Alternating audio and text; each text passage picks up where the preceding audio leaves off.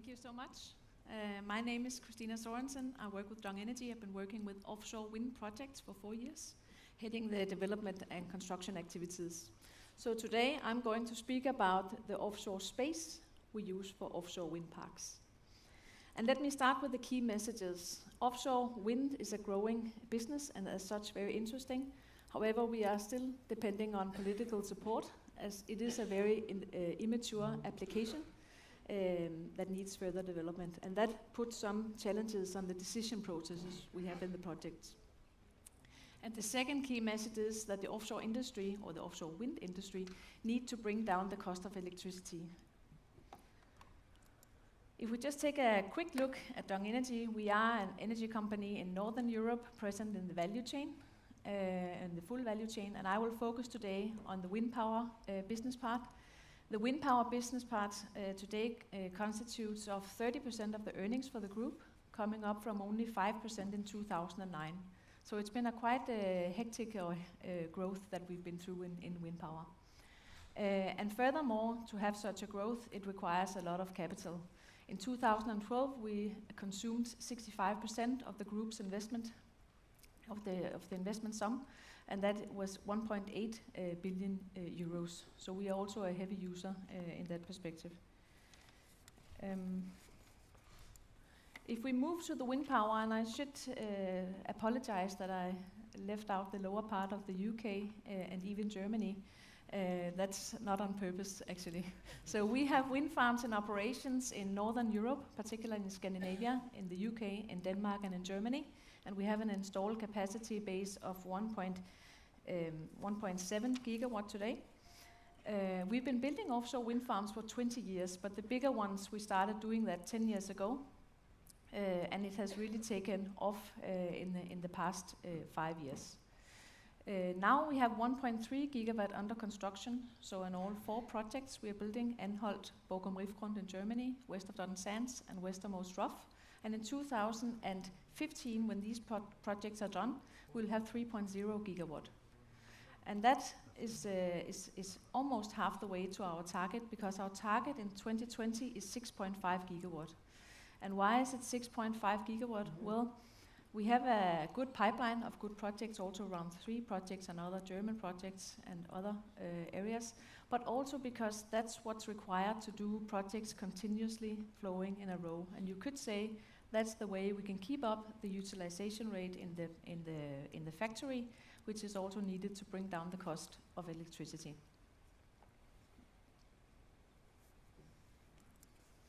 If we look at the market today, we have 4.6 gigawatts installed capacity.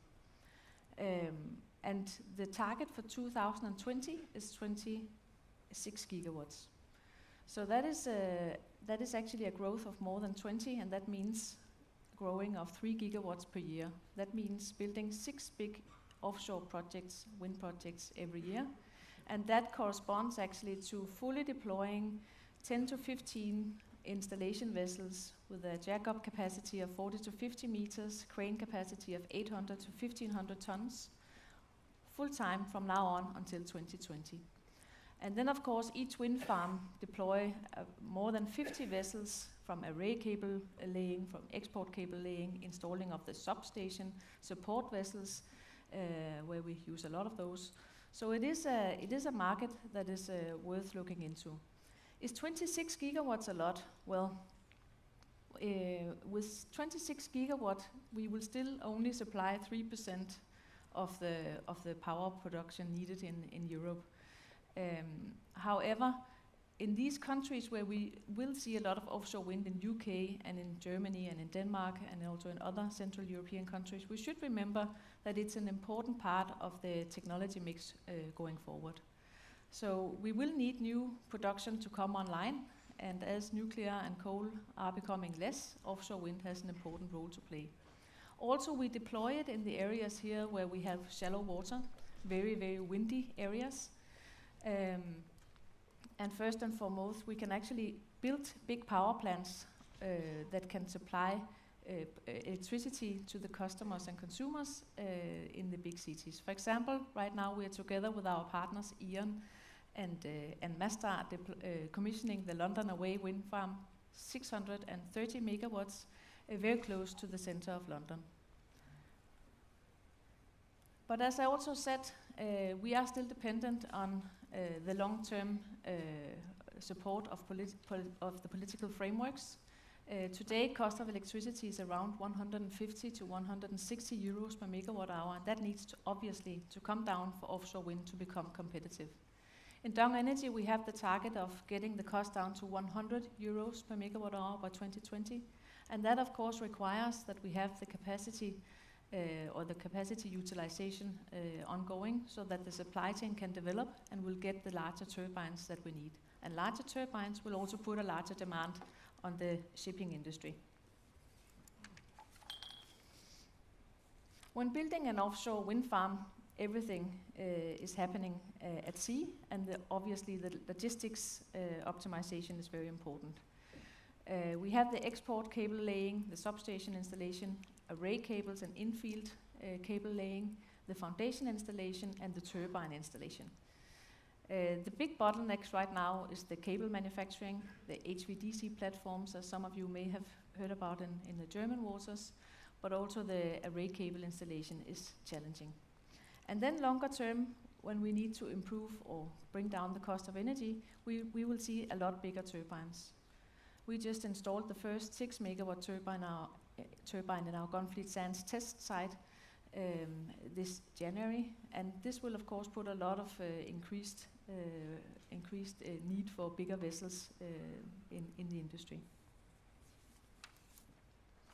Taking a deeper look into the logistics optimization, you can see that installing and building an offshore wind farm consists of a myriad of processes. And today we look at these processes relatively individually. So when we plan for the foundation installation, that is planned for itself. When we look at the cable installation, that is planned for by itself, and so forth. In the future, we're looking to get more weather-independent vessels into the market, so bigger vessels, but also vessels that we can deploy in more processes than just one, and also that we can deploy in their operations and maintenance phase. So the less dependent we are on the weather, the shorter installation time, the higher availability of the wind farms, and the higher or the lower the cost of energy. So this is a way to gain flexibility and to lower the cost. I'll stop or end my presentation with a beautiful picture of one of the new built installation vessels, namely Sea Installer, installing the first 6 megawatt turbine at the Gunfleet Sands site. So the turbine nacelle has a weight of approximately 400 tons. And that happened successfully in the month of January, and is of course an important step forward for a supply chain that is maturing. As I said in the beginning, in the summary, the offshore wind is a fast-growing and actually the fastest-growing power technology in Europe.